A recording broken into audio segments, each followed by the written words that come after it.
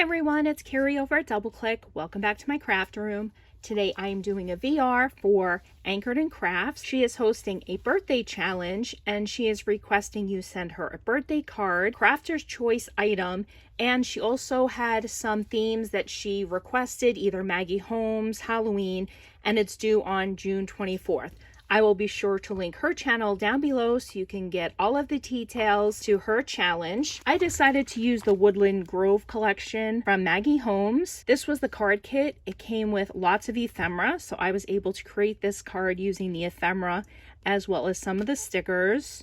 I think it came out so super cute. On the inside, I decided to make her an ATC card, also using the ephemera from the Woodland Grove collection.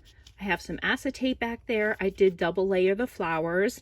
This is from the paper pad. This was one of the ephemeras. I did put some of my information on the back and I did make a little pocket for it. I decided to make some handmade embellishments from the papers as well. I made these doubled circles so on her projects she can push them up and they will be double layered. I think they came out so fun. So I did it in the circles and then I just sewed them down so she can either leave it together or she could snip them apart.